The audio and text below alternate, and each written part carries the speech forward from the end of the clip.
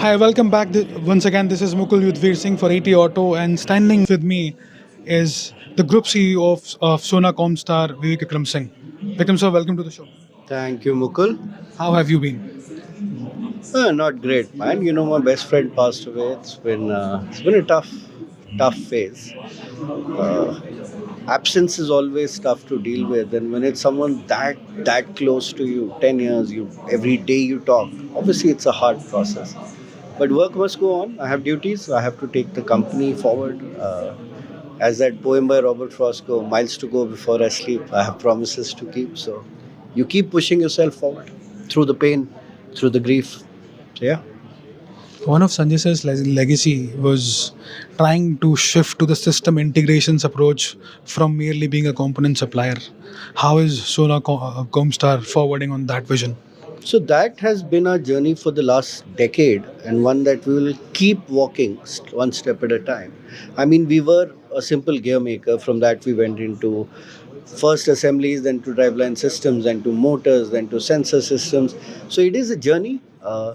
You don't take it in a day. You keep moving forward, and you keep trying to do what is right for everybody. And it is in that order. What is right for customers? What is right for employees? What is right for my shareholders? That is my only concern. And on that path, whatever is the right thing to do, we will do. So speaking of customers, are more OEMs opening up to this approach of component and suppliers now becoming big system integrators? Is this helping them somewhere? Interestingly, yes. So earlier there was a clear divide that US was very high outsourcing and just buy the whole system, and in the East it was virtually completely vertically integrated from fastener to the whole car. Is everything is done by either the company itself or its Kiritsu companies. I think that is changing, and India was somewhere in the middle. Now it's changing. I think it's even seeing that in Asian countries and India, they more and more purchase the whole system because automakers are realizing that in this world you have to be far more agile, which means model life cycles are much shorter. You have to introduce new model much faster, which means you should focus on innovating and making new cars and designing them, selling them and servicing them. If you try to do everything else, elephants dance slowly, so you have to become more nimble. Mahindra is a great example of how they have managed agility as their strategic advantage. I think more and more people are doing that in Europe, more and more people in India, and even so in Far East. So it is a trend that is, I would say, secular. Interesting. So there's one more buzzword that I keep hearing from the component industry now is becoming tier zero point 0.5 supplier. Yes. Do you think that that is the right buzzword and that is something that will become a word of the dictionary for the dictionary in the next 5 years? The jury's still out. I'd say tier one's becoming more important is there.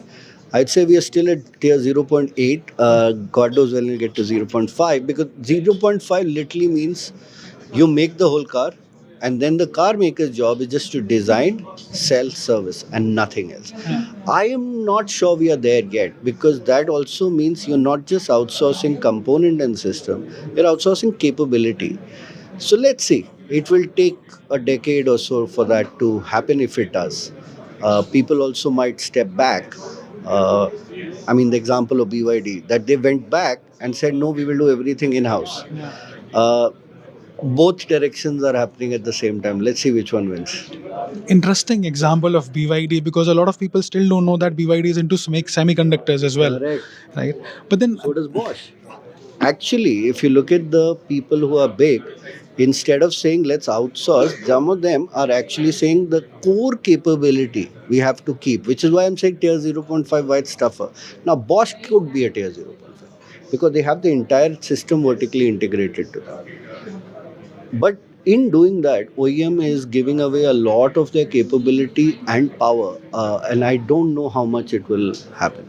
But semis, magnets, motors, power systems, the critical parts, these are the parts that one should focus on. The others will become heavily commoditized, is where the future is going. interesting. One last question. What's your moonshot for India's component industry?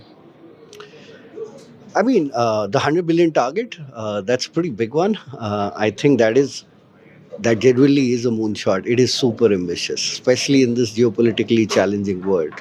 And we have to figure out not just who to sell to and where to sell. I think we have to figure out what more to make. That bit I think is still missing, because that what to make requires a lot of how. R&D, innovation, engineering capability, skilling, tooling, die development. That ecosystem we need to work on if we want to do that goal. But it is a moonshot. 100 billion is a big number, man. Perfect. Thank you, Vikram sir. This is Mukul Yudhvir Singh signing off, and we wish you the best.